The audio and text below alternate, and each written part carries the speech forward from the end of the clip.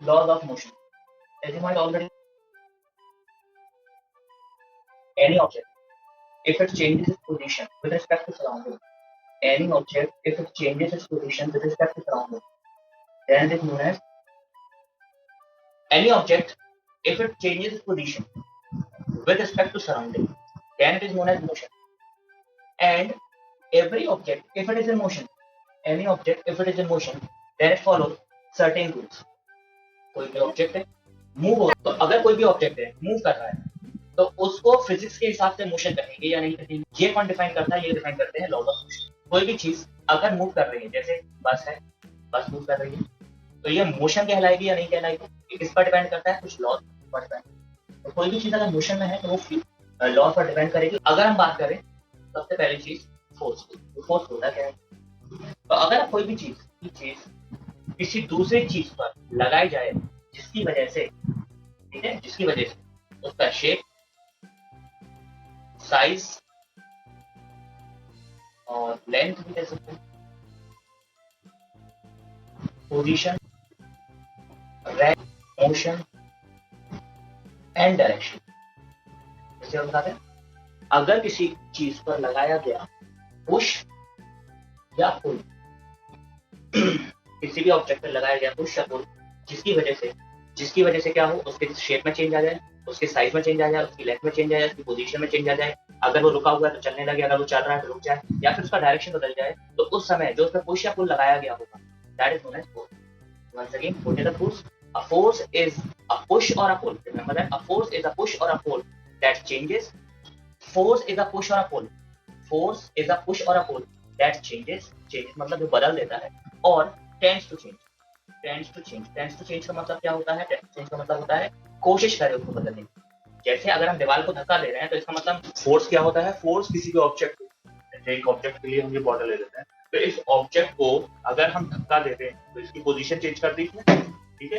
तो अगर किसी को ऑब्जेक्ट की पोजीशन चेंज करे, ठीक है, शेप चेंज करे, साइज चेंज करे, जैसे अगर हम इसको दबाएंगे तो शेप चेंज रहेगा, साइज चेंज रहेगा, ठीक है। जैसे ये शेप है इसका, ये बुक का शेप है, तो हम इसको क्या करेंगे, सर दबा के इसका शेप चेंज करते हैं, ठीक है, फिर इसका शेप चेंज। तो फोर्स क्या होता है? फोर्स एक फोर्स का पूरा होता है जिसकी वजह से उसका shape, size change, position, rest, motion, direction, ये सारी चीजें चेंज हो जाती हैं, या फिर सिर्फ एक कोशिश की जाती है। जैसे दीवार को कभी मोड़ने की कोशिश करते हो, कुछ चीजों की आप सिर्फ कोशिश करते हो चेंज करने की, लेकिन वो होती नहीं है, तो उसको भी हम फोर्स कहते हैं। फोर्स क्या होता है? फोर्स इज अ पुश और अ पुल दैट चेंजेस और tends to change. Tends to change मतलब चेंज करने की कोशिश, नियरली पॉसिबल अगर होता है तो हो भी जाता है। What is a force? Force is a push or a pull that changes or tends to change shape, size, length, position, direction, rest, position of rest and position of motion. Position of rest, position of motion को ये कह सकते हैं कि कोई ball रखी हुई है, जैसे फुटबॉल है, रखी हुई है, हमने को किक किया, जब हमने किक किया तो हमने क्या किया, उसको पुश किया, जिसकी वजह से उसकी पोजीशन ऑफ रेस्ट बदल गई, पोजीशन ऑफ रेस्ट से रेस्ट बदल गई, अब वो बॉल कहीं और जा रही है, इसमें बदल गई, वो रेस्ट से मोशन में आ गई। अब जैसे कोई बॉल आ रही है, हमने क्या किया, उसको बैट से हिट किया, ठीक है, जब हमने बैट से उसको हिट किया तो क्या हुआ, उसका डायरेक्शन चेंज हो गया, ठीक है। तो हम क्या कर सकते हैं, उसका डायरेक्शन भी चेंज कर सकते हैं। तो उस समय जो हमने उसके ऊपर इफेक्ट दिया होगा, जो हमने काम किया होगा, that काम is known as force. A force is a push or a pull that changes or tends to change the position of rest, position of motion, position of direction, shape, size, length, area, volume. How many types of force are there? Class 8 में भी पढ़ा होगा types of force. दो तरह के, होता है contact वाला फोर्स और दूसरा होता है non contact. Contact force and non contact. तो कॉन्टैक्ट फोर्स में क्या होता है, जब दोनों चीजें आपस में टच करें, जैसे अगर हम बैट और बॉल की बात करें, जब तक बैट और बॉल टकराएंगे नहीं तब तक एक दूसरे का फोर्स भी लगाएंगे, ठीक है। जैसे हमें किसी चीज को छत पर ले जाना है तो हम क्या करेंगे, हम उसको हाथों से टच करेंगे, कॉन्टैक्ट में लेकर आएंगे, तभी हम उसको छत पर ले जाएंगे। तो जब दो चीजें आपस में कॉन्टैक्ट में आती हैं तो एक दूसरे पर लगाया गया force known as contact force. Once again, ऐसे फोर्स जब दो चीजें आपस में कॉन्टैक्ट में आए उसे कहते हैं कॉन्टैक्ट फोर्स। अब ऐसे फोर्सेस भी होते हैं जिसमें दो चीजें कॉन्टैक्ट में नहीं आती हैं, जैसे मैग्नेटिक फोर्स। मैग्नेटिक फोर्स में हम एक मैग्नेट है और एक कोई दूसरा लोहे का पीस है, तो उसको अगर कॉन्टैक्ट में भी ना लो, कॉन्टैक्ट में ना भी हो, तब भी वो एक दूसरे को क्या करते हैं, फोर्स लगा सकते हैं। एक मैग्नेट दूसरे मैग्नेट को फोर्स लगा सकती है। अब ग्रेविटी की बात करें तो ग्रेविटी क्या करती है, gravity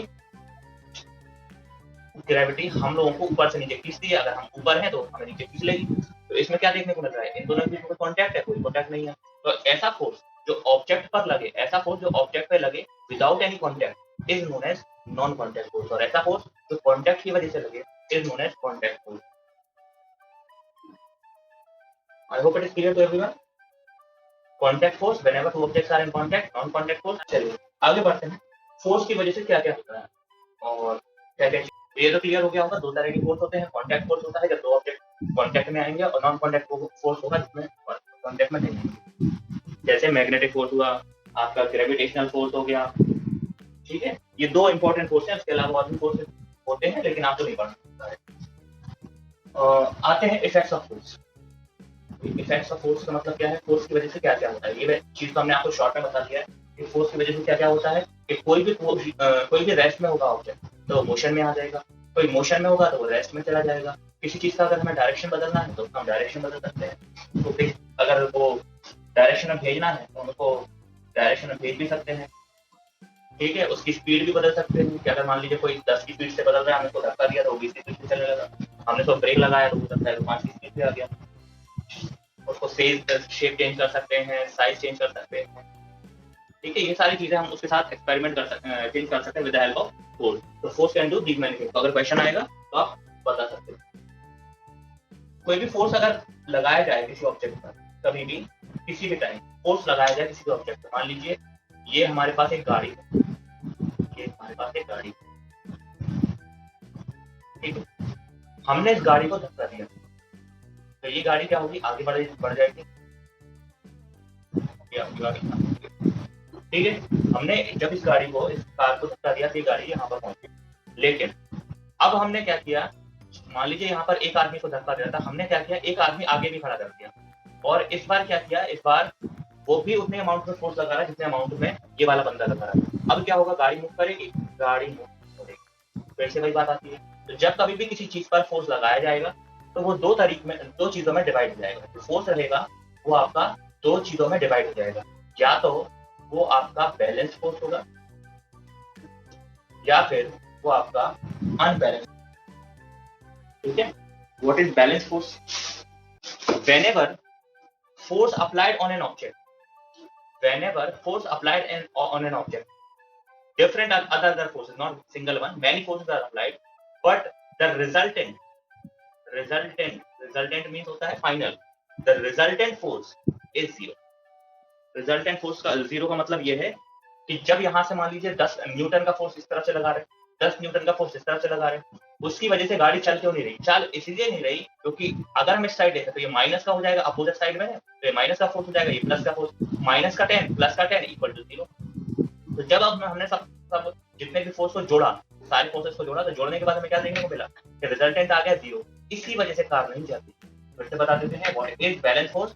balance force when the resultant force is 0, when the resultant force is 0, then the force is known as balance force. But when the resultant force is not equal to 0, when the resultant force is not equal to 0, for in this case we have not applied any forces, only one force is there, that is plus 10। तो plus 10 Newton का force हमने इस तरफ लगाया, तो resultant क्या हुआ, 0 हुआ नहीं, रिजल्टेंट कितना हो जाएगा, 10 ही हो जाएगा। तो रिजल्टेंट जब 0 नहीं होता है उस समय ऑब्जेक्ट किसी एक डायरेक्शन में चलने लगेगा। ऐसे फोर्स को कहते हैं अनबैलेंस फोर्स। उसमें बैलेंस नहीं होता, सब उल्टा सीधा रहता है। जैसे एक दीवार खड़ी हुई है, बॉल खड़ी हुई है, आप उस बॉल को क्या कर रहे हैं, आप उस बॉल को धक्का दे रहे हैं, ठीक है। सोच रहे हैं कि बॉल कहीं धक्का देने से कहीं क्या होगी, चल जाएगी, लेकिन जानते हैं कितनी देर भी उसको धक्का दो तो वो कुछ नहीं होगा। लेकिन फिर बुलडोजर लेकर आए तो हमने बुलडोजर से धक्का दिया और वो क्या हो जाएगा, ठीक है, वो टूट जाएगा दीवार। तो इसमें और उसमें क्या फर्क है? इसमें जब हमने इस दीवार पर जितना भी फोर्स लगाया, पूरा का पूरा फोर्स क्या हो गया, 0 हो गया। कैसे 0 हो गया? मान लीजिए हमने यहाँ पर 10 न्यूटन का फोर्स लगाया, तो दीवार ने भी क्या किया, दीवार ने भी 10 न्यूटन का फोर्स लगाया, और जिसकी वजह से प्लस का फोर्स माइनस का फोर्स, प्लस माइनस हो गया 0। तो ऐसे फोर्स को कहते हैं बैलेंस फोर्स। और बैलेंस फोर्स में कभी भी ऑब्जेक्ट नहीं पड़ता है। फिर से बता दें, जब कभी भी किसी ऑब्जेक्ट के ऊपर बैलेंस फोर्स लगाएंगे उसकी वजह से ऑब्जेक्ट कहीं नहीं जाएगा। जैसे दीवार की बात कर रहे हैं, दीवार पे हमने क्या किया, बैलेंस फोर्स लगाया, तो बैलेंस फोर्स की वजह से दीवार बिल्कुल भी नहीं हिलेगी। लेकिन हमने जब बुलडोजर मंगाई, फिर हमने क्या किया, इसको फिर से वही काम किया, लेकिन इस बार हमने 10 न्यूटन की बजाय मान लीजिए 1000 न्यूटन का फोर्स लगाया, तो दीवार के पास इतना फोर्स थोड़ी ना था, उसके पास था मान लीजिए 100 न्यूटन तक का, तो उसने 100 न्यूटन तक रोकने की कोशिश की, लेकिन जब इसने 1000 न्यूटन का फोर्स लगाया तो दीवार उसको नहीं झेल पाई। मतलब क्या हुआ, प्लस का 1000 और माइनस का 100। प्लस का 1000 बुलडोजर के पास है और माइनस का 100 किसने लगाया, दीवार ने लगाया। तो कुल मिला के टोटल कितना हो गया, टोटल हो गया 900 प्लस का 900, क्योंकि क्या हो गया, रिजल्टेंट नॉट इक्वल टू 0। तो जब रिजल्टेंट नॉट इक्वल टू 0 होता है तो कहते हैं अनबैलेंस फोर्स, और अनबैलेंस फोर्स में चीजें चलने लगती हैं। फिर से बता देते हैं कि जब कभी भी रिजल्टेंट फोर्स 0 होता है तो उसमें कभी भी ऑब्जेक्ट मूव नहीं करेगा। तो आपने देखा होगा कभी कभी ये होता है कि भारी चीजें हम उठाने की कोशिश कर रहे हैं या धक्का देने की कोशिश कर रहे हैं तो वो चीजें हिलती नहीं है। और क्यों नहीं हिलती है, क्योंकि उसमें बैलेंस फोर्स वहां पर एक्ट कर रहा होता है। बैलेंस फोर्स चीजों को नहीं चलने देगा। फिर से बता देते हैं, बैलेंस फोर्स चीजों को कभी नहीं चलने देगा, और अनबैलेंस फोर्स हमेशा चीजों को चलाता है, चाहे वो आपका एक पर्टिकुलर डायरेक्शन में चलाए या आप उसके अपोजिट में चलाए। लेकिन अनबैलेंस फोर्स ही होता है जो किसी ऑब्जेक्ट को चलाता है, और बैलेंस फोर्स वो होता है जो उस ऑब्जेक्ट को रोक देता है। जैसे गाड़ी चल रही है, बाइक वाइक होता है ना, तो जो बाइक है वो चल रही है, ठीक है। हमने देखा कि ये मान लीजिए 100 किलोमीटर पर आगे पीछे चल रही है, ठीक है। हमें गाड़ी को रोकना है, तो हम गाड़ी को रोकने के लिए क्या करेंगे, ब्रेक अप्लाई कर देंगे और हमारी गाड़ी क्या हो जाएगी, रुक जाएगी, ठीक है। और ये रुक के हमारी हो गई 0 किलोमीटर पर आते हैं, 0 पे आगे 100 से 0। तो 100 से 0 पे लाने के लिए हमने क्या किया होगा, हमने इस पे फोर्स लगाया होगा, उस फोर्स को कहते हैं ब्रेक्स। वंस अगेन, हमने इस वक्त इस गाड़ी के ऊपर जो फोर्स लगाया होगा that force is known as brake. Brake ने क्या किया, ब्रेक जैसे इस पे अप्लाई हुई तो ब्रेक ने, गाड़ी इस डायरेक्शन में चल रही, ब्रेक ने इस डायरेक्शन में फोर्स लगाया, और जब ब्रेक इस डायरेक्शन में फोर्स लगाएंगे तो यहाँ पर अगर 100 है तो इसने भी क्या किया, 100 का फोर्स लगाया। हम बस बता देते हैं कि जब कभी भी प्लस का 100 और माइनस का 100 को जोड़ोगे, प्लस का 100 और माइनस का 100 को जोड़ोगे तो कितना आ जाएगा, 0 आ जाएगा। ऐसे फोर्स को कहते हैं बैलेंस फोर्स। जब टोटल फोर्स मिला के कितना हो जाए, 0, तो उसे कहते हैं बैलेंस। और जब टोटल फोर्स मिला के 0 ना हो तो उसे कहते हैं अनबैलेंस। अनबैलेंस में चीजें चलती रहती हैं, बैलेंस में चीजें रुक जाती हैं। आई होप इट इज क्लियर। ये हमारी एक बॉल, ठीक है, इस बॉल पर हमने लगाया, तो एक ऑब्जेक्ट है, ये बॉल है, हमने इस बॉल पर फोर्स लगाया इस डायरेक्शन में, मान लीजिए 10 न्यूटन। अभी न्यूटन कौन है, अभी न्यूटन जो दिख रही है ना, ये is the unit of, Newton is the SI unit of force. जब कभी हम फोर्स मेजर करते हैं उसकी एक यूनिट होती है। जैसे अगर हम लेंथ को मेजर करते हैं तो लेंथ को मेजर किसमें करते हैं, मीटर में करते हैं, ठीक है। वॉल्यूम को मेजर करें तो वॉल्यूम को मेजर करते हैं, लीटर में करते हैं। और वेट को मेजर करें, कोई चीज कितनी भारी है तो उसको हम ग्राम में मेजर करते हैं, किलोग्राम, ग्राम। तो जितनी भी चीजें होती है दुनिया में उनकी एक यूनिट होती है। तो यहाँ पर फोर्स जब कभी भी किसी चीज पर लगता है तो उसको मेजर करने की यूनिट होती है, दैट इज न्यूटन। तो बता देते हैं what is Newton, Newton is ऐसे यूनिट ऑफ फोर्स। एक और बात बता दें, कहीं कहीं किताबों में आपको न्यूटन की एक दूसरी यूनिट मिलेगी।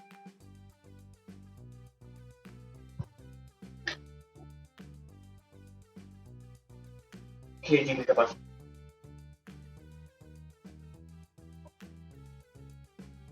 कहीं कहीं किताबों में आपको न्यूटन की ये वाली यूनिट भी मिल सकती है। तो घबराना नहीं है, ये हम आपको थोड़ी देर बाद समझाएंगे। हो सकता है आपकी किताब आपके सामने खुली और आप कंफ्यूज हो रहे हो कि ये वाली यूनिट भी तो है सर उसमें। तो आपको बता दें ये वाली यूनिट भी होती है, लेकिन ये वाली यूनिट हम आपको थोड़ी देर बाद बताएंगे। अभी के लिए ये ध्यान रखो कि न्यूटन इज द ऐसा यूनिट ऑफ, मान लीजिए यहाँ पर 10 न्यूटन का फोर्स लगा है, ठीक है, यहाँ पर से 5 न्यूटन का फोर्स लगा है। तो क्वेश्चन ये था, what is the direction of motion of this ball. Question is what is the direction of motion of this ball. हम जानते हैं कि ईस्ट डायरेक्शन में 10 न्यूटन का फोर्स लग रहा है और वेस्ट डायरेक्शन में 5 न्यूटन का फोर्स लग रहा है। तो रिजल्टेंट फोर्स क्या होगा, रिजल्टेंट फोर्स होगा इस डायरेक्शन में +5। आई होप इट इज क्लियर। इस डायरेक्शन का मतलब क्या है, ईस्ट डायरेक्शन में। तो रिजल्टेंट में आंसर क्या होगा, आंसर होगा force of 5 Newton in east direction. I hope this question is clear. Question क्या था, क्वेश्चन ये था कि अगर 10 न्यूटन का फोर्स ईस्ट डायरेक्शन में लग रहा है, 5 न्यूटन का फोर्स वेस्ट डायरेक्शन में लग रहा है, तो बॉल पर लगने वाला फोर्स कितना होगा। तो बॉल पे लगने वाला फोर्स हम निकालने के लिए हम निकालेंगे रिजल्टेंट फोर्स। रिजल्टेंट फोर्स क्या निकलता है, मान लीजिए ये आपका है प्लस डायरेक्शन, ये वाला है माइनस डायरेक्शन। तो जब हमने प्लस माइनस दोनों को जोड़ा तो हमारा क्या निकल गया है, प्लस डायरेक्शन। मतलब कौन सा वाला डायरेक्शन, ये वाला डायरेक्शन। अब हमें पता चल गया कि ऑब्जेक्ट हुआ इस डायरेक्शन में चल रहा है। ये डायरेक्शन हम ये थोड़ी ना बोलेंगे कि वो ये डायरेक्शन में निकला, वो डायरेक्शन, हमें डायरेक्शन का नाम लिखना होता है, या तो वो ईस्ट होगा या वेस्ट होगा। तो यहाँ पर कौन सा डायरेक्शन है, ईस्ट डायरेक्शन। तो the result is force of 5 Newton in east direction. एक और क्वेश्चन देखते हैं इसी के जैसा। ये ऑब्जेक्ट है, ठीक है, इस पर हमने क्या किया, हमने यहाँ पर लगाया 10 न्यूटन का फोर्स। फिर हमने यहाँ पर लगाया, यहाँ पर हमने 10 न्यूटन का फोर्स लगाया। I hope this question clear. हमने इस ऑब्जेक्ट पर 10 न्यूटन के 2 फोर्स लगाए। अब क्वेश्चन ये है what is the direction of this motion, इसका डायरेक्शन क्या होगा। हम एक बात जानते हैं कि अगर किसी पर ऑब्जेक्ट पर फोर्स लगने वाला फोर्स क्या होगा, अगर ये वाला जो फोर्स है इसको हम प्लस में काउंट कर रहे हैं तो इसके अपोजिट वाले को हम किस में काउंट करेंगे, इसके अपोजिट वाले को हम माइनस में काउंट करेंगे। उसी तरीके से अगर हम नीचे से ऊपर वाले की बात कर रहे हैं तो नीचे वाले को अगर हम प्लस में कर रहे हैं ऊपर वाले को प्लस में कर सकते हैं। अगर हम नीचे वाले को प्लस में कर रहे हैं तो इसके अपोजिट वाले को किसमें करेंगे, माइनस में। तो यहाँ पर माइनस का 0 हो जाएगा, यहाँ पर माइनस का 0 होगा। मतलब सीधी बात है, ये ऑब्जेक्ट ईस्ट डायरेक्शन में भी जाएगा और ये ऑब्जेक्ट नॉर्थ डायरेक्शन में जाएगा। तो फिर से बता देते हैं क्या हुआ इस ऑब्जेक्ट के ऊपर। इस ऑब्जेक्ट पे अगर हम बात करें तो रिजल्टेंट फोर्स, अगर हम इसकी बात करें तो ये कैसा है, प्लस का 10 निकल के आ रहा है। इन दोनों को अगर हम जोड़ें तो भी ये प्लस का 10 निकल के आ रहा है। मतलब क्या है, this object will move in both direction. अब ऐसा तो है नहीं है किसी ऑब्जेक्ट पर कि उसको ही 2 डायरेक्शन में मूव कर सके। मान लीजिए इस पेन की बात कर रहे हैं तो ये पेन क्या होगा, अगर हम इसको फेंकें, ठीक है, अगर हम इसको सामने फेंकें तो ये सामने ही जाएगा, ऐसा थोड़ी ना चला जाएगा। तो अगर हमने इसको सामने फेंका तो ये सामने जाएगा, अगर हम उसको ऐसे में फेंकेंगे तो ये ऐसे में, ऐसा थोड़ी ना हो सकता है कि वो इसमें भी चला जाए और इसमें भी चला जाए। तो इसीलिए इसको प्रॉब्लम को सॉल्व करने के लिए तो रिजल्टेंट फोर्स क्या होता है, इन दोनों को कंबाइन करके बनाया जाएगा। इन दोनों को कंबाइन करके कैसे बनाया जाएगा कि हम जानते हैं कि वो इस डायरेक्शन में भी जाए और वो इस डायरेक्शन में भी जाए। तो वो क्या करेगा, इन दोनों के बीच का रास्ता यूज कर लेगा, जिसे क्या कहते हैं, नॉर्थ ईस्ट डायरेक्शन। कौन सा डायरेक्शन, नॉर्थ ईस्ट डायरेक्शन। मतलब ऑब्जेक्ट बॉल जो है आपकी वो इस डायरेक्शन में मूव करेगी। तो the ball will move in north east direction with the force of 10 Newton only. I hope it is clear. जब अलग अलग यहाँ पे ये तो नहीं पूछा गया था कितने न्यूटन का फोर्स लगना, सिर्फ डायरेक्शन पूछा गया था। तो आई hope it is clear direction कैसे निकाला जाता है। लॉज ऑफ मोशन तो बाद में पढ़ेंगे, उससे पहले हमें पढ़ना पड़ता है इनर्शिया। इनर्शिया क्या है, मान लीजिए एक बहुत बड़ी ट्रेन है। तो एक ट्रेन जो है उसका मास तो सब जानते हैं कि बहुत ज्यादा बड़ी होती है। तो अगर ट्रेन चल रही है, अचानक से उसके ब्रेक लगाए जाते हैं तो क्या होगी, वो ट्रेन रुक जाएगी, नहीं रुकेगी, वो ट्रेन चलती रहेगी। व्हाट इज इनर्शिया, इनर्शिया ये बोलता है if the object is in rest, if the object is in rest, then the object will continue in rest. If the object is in motion, then the object will continue in motion.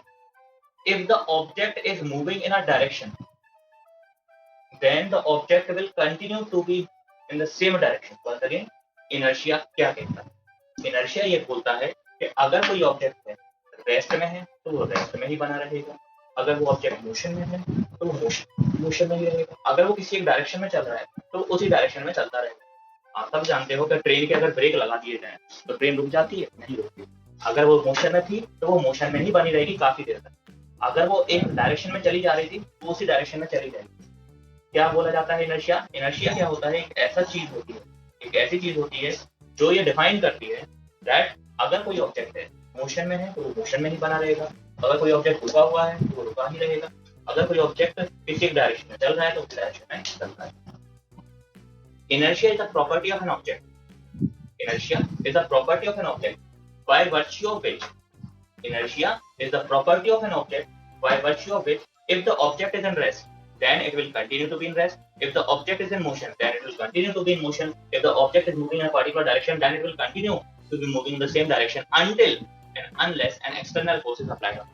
मतलब क्या है कि वो object जब तक चलता रहेगा जब तक कोई बाहर से फोर्स पर ना लगाया जाए। फॉर एग्जांपल अगर हम ट्रेन की बात करें तो ट्रेन चलती रहेगी जब तक वो किसी चीज से टकरा ना जाए, ठीक है। वैसे फैन है, जब तक चलता रहेगा जब तक क्या हो हम उसको जाके खुद ना रोक दें। या एक ऐसा फोर्स जो कि दुनिया में एग्जिस्ट करता है हर जगह, दैट इज फ्रिक्शन, वो उस पर असर करके उसे ना रोक दे। तो कोई भी चीज है दुनिया में, कोई भी चीज है अगर वो चल रही है तो वो चलती रहेगी और अगर वो रुकी हुई है तो रुकी रहेगी। फॉर एग्जाम्पल आप जानते हो प्लैनेट्स मूव कर रहे हैं, तो प्लैनेट्स मूव क्यों कर रहे हैं, क्योंकि वो क्या है, इनर्शिया की वजह से। तो जो चीज अगर चल रही है तो वो चलती ही रहेगी और जो चीज रुकी हुई है तो वो रुकी ही रहेगी, और जो चीज सेम डायरेक्शन में जा रही है तो उसी डायरेक्शन में जाती रहेगी जब तक कोई बाहर से उसका फोर्स ना लगाया जाए। Once again, until and unless an external force is applied on it. What is inertia? What is inertia? Inertia is the property of an object. Inertia is the property of an object by virtue of which, if the object is in rest, then it will continue to be in rest. If the object is in motion, then it will continue to be in motion if the object is moving in a particular direction. For example, हम bat ball की बात करें तो bat ball में क्या देखने को मिलता है कि जो बॉल रहती है वो सीधी आती है, ठीक है, बॉल बिल्कुल सीधी आती है। जब तक सीधी आती है, जब तक क्या होता है, बैट बॉल का टच नहीं होता है। जैसे बैट बॉल टच होते हैं तो वो किसी और डायरेक्शन में चली जाती है बॉल। हमने क्या देखा, हमने ये देखा कि अगर वो कोई भी ऑब्जेक्ट वो एक डायरेक्शन में जा रहा है तो वो उसी डायरेक्शन में जाता रहेगा जब तक कोई एक्सटर्नल फोर्स उस पर ना लगाया जाए। एक्सटर्नल फोर्स यहाँ पर क्या है, एक बैट है। Once again, what is inertia? Inertia is the property of an object. Inertia इसके अंदर भी है क्योंकि ये प्रॉपर्टी इसके पास भी है। The property of the object by virtue of which if the object is in rest, then it will continue to be in rest. If the object is in motion, then it will continue to be in motion. If the object is moving in a particular direction, then it will continue to be in the same direction until and unless an external force is applied on it. I hope it is clear. Inertia क्या होता है? मान लीजिए एक बस में तो बैठे हो, ठीक है, आप इस बस के अंदर खड़े हो। बस में तो ट्रेवल किया होगा ना सबने, तो एक बस है, बस के अंदर आप ट्रेवल कर रहे हो और इस बस में आप क्या हो, खड़े हो। तो जब आप बस में खड़े हो और बस रुकी हुई है तो आप भी रुके हुए हो। अचानक से जब बस स्टार्ट होती है आपको झटका लगेगा और आप नीचे गिर जाओगे। आप कहोगे सर जी क्यों गिरा रहे हैं? भाई हम नहीं गिरा रहे हैं, ये आपका लॉ ऑफ मोशन बोलता है। लॉ ऑफ मोशन क्या बोलता है, जब कभी भी ऑब्जेक्ट रेस्ट में है, जैसे ऑब्जेक्ट की बात करें तो ये ऑब्जेक्ट किसमें है, रेस्ट में रुका हुआ है, तो ये ऑब्जेक्ट चाहेगा कि मैं रेस्ट में ही रहूं, ठीक है।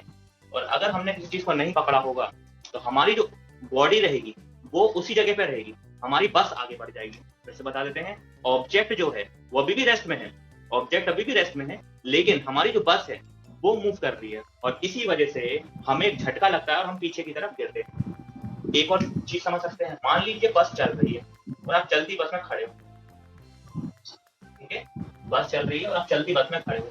अचानक से क्या होता है कि उसको सामने एक गाय दिखाई देती है, बस वाले को 100 की स्पीड पे चल रही थी, उसने अचानक से ब्रेक मार दी, तो आप क्या होगा, आप यहाँ नहीं होंगे, आप यहाँ पर आगे वाली सीट पे नहीं तो कांच के बाहर। तो भाई ऐसा क्या हुआ कि आप सीधे बाहर गिर गए? तो उसका रीजन यही है, if the object is in motion. यहाँ पर क्या ऑब्जेक्ट है, यहाँ पर ये गाड़ी जो चल रही है बहुत तेज चल रही है, यहाँ पर गाड़ी क्या थी, यहाँ पर गाड़ी रुकी हुई थी, रेस्ट में।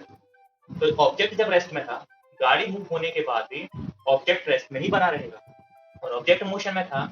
जब हमारी बस रेस्ट में पहुंच गई, बस में ब्रेक लग गया तो बस तो रेस्ट में आ गई, लेकिन जो हमारा ऑब्जेक्ट था ये आज भी मोशन में है और कल भी मोशन में रहेगा जब तक कोई फोर्स ना लगाया जाए। तो कोई फोर्स लगा ही नहीं रहा, इसके ब्रेक थोड़ी ना लग रहा है, आपके जो इंसान है उसके ब्रेक तो लग नहीं रहे, तो वो फिर भी चलता रहेगा और चलता ऐसा रहेगा कि वो खांस के बाहर आता है। तो भाई यहाँ पे क्या हुआ, फिर से बता देते हैं, इनर्शिया यही बोलता है कि अगर कोई ऑब्जेक्ट रुका हुआ है तो वो रुका रहेगा और अगर कोई ऑब्जेक्ट चल रहा है तो वो चलता ही रहेगा जब तक कोई बाहर से फोर्स उस पर ना लगाया जाए। तो there are 3 types of inertia, 3 type की इनर्शिया। पहला होता है इनर्शिया ऑफ रेस्ट, दूसरा होता है इनर्शिया ऑफ मोशन, तीसरा होता है इनर्शिया ऑफ डायरेक्शन। थोड़ी राइटिंग खराब है, चल जाएगा।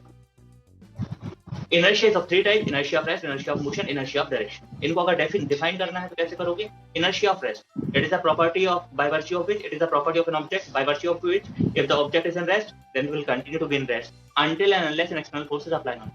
Inertia of motion की definition क्या होगी? It is the property of an object. It is the property of an object by virtue of which, if the object is in motion, then it will continue to be in motion until and unless an external force is applied on it. Inertia of direction की definition क्या होगी? It is the property of an object by virtue of which, if the object is moving in a particular direction, then it will continue to be moving in the same direction until and unless an external force is applied on it.